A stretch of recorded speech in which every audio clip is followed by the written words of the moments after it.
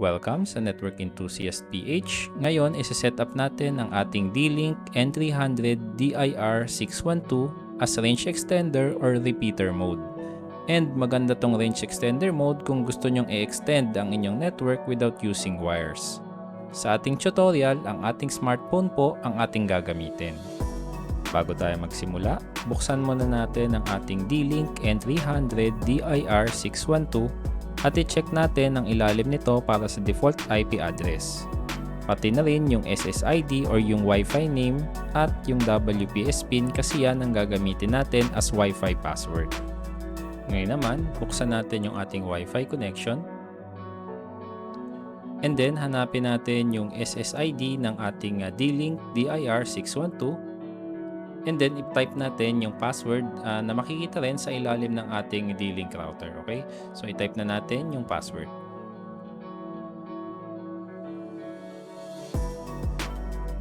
Okay? So, once na i-type na natin yung password, pindutin lang natin yung connect.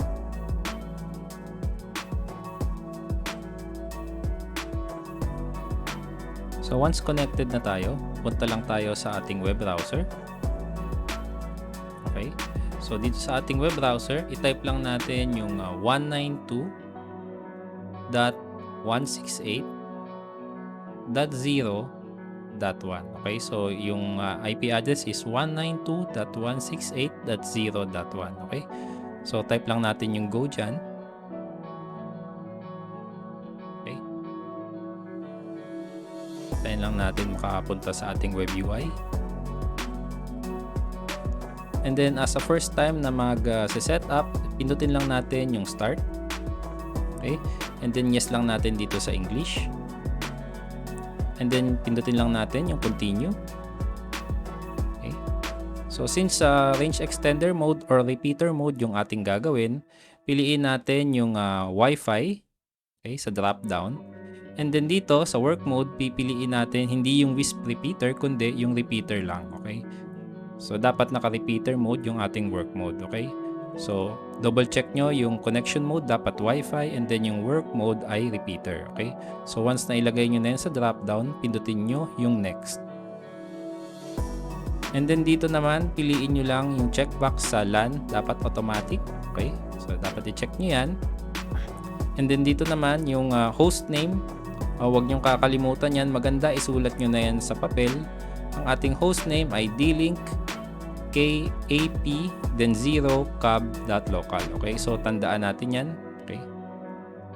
Copy ko lang para hindi makalimutan. Okay. And then, pindutin natin yung next. Okay, dito naman sa Wi-Fi client, para mapili natin yung ating main router, pindutin lang natin yung wireless network sa baba. Okay? So, hintayin natin lumabas yung ating main router. Paalala ko lang, yung main router na lalabas dito ay 2 GHz lamang since single band lamang ang ating D-Link. Okay? So, kung magre-range extend kayo ng 5 GHz, hindi siya lalabas dyan. Okay? So, ang pipiliin natin dito sa ating example ay itong home network. Okay? And then, itatype natin dyan yung ating password ng ating main router. Okay? So, itype na natin yung ating password. And then once na i-type na natin yung password ng ating main router, piliin lang natin yung next. Okay? So bago tayo pala mag-continue, paalala ko lang na dapat tama yung password na ilalagay nyo dito sa router na gusto nyong i-range extend, kasi pag nagkamali kayo, kailangan nyo yung ulitin. Okay? So kailanganin nyo yung i-reset yung inyong D-Link router. Okay? So piliin na natin yung next. Okay? So dito enable naman na yung ating 2 GHz band. And then dito yung network name, pwede nating palitan yung Wi-Fi name. So dito sa ating example, papalitan natin siya ng network end. Okay? So dito naman sa password, pwede nating palitan, pero by default gagayahin niya yung password ng ating main router. Okay? So decision niyo yan kung gusto niyong baguhin, pero sa akin, babaguhin ko yung ating password. Okay?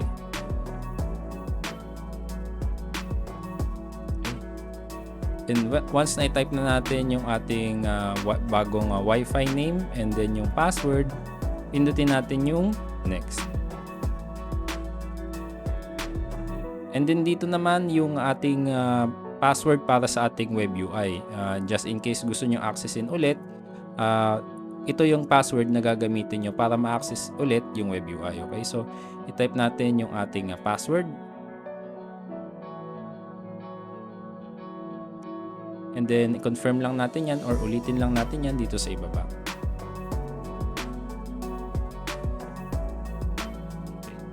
So once na i-type na natin yung ating password and then na-confirm na natin sa confirm password, pindutin lang natin yung next.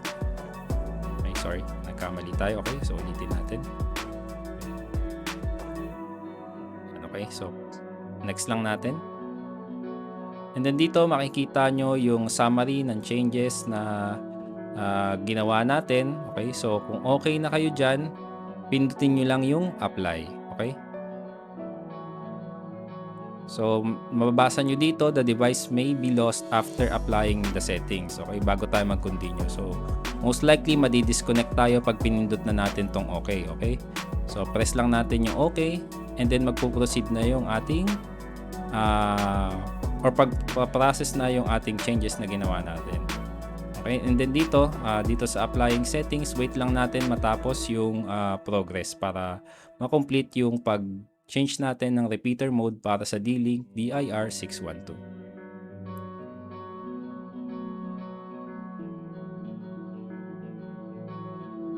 And then dito naman, pwede nyo na actually i-try mag-access ng internet kasi okay na to, pero okay, so pwede naman yung pindutin yung check availability para ma-complete nyo yung process. Pero sa akin kasi, nagbabrowse na ako at this point. Okay, so ang gawin nyo lang dyan, pwede na kayong mag-try mag-check ng internet. Okay, so try lang natin mag-browse.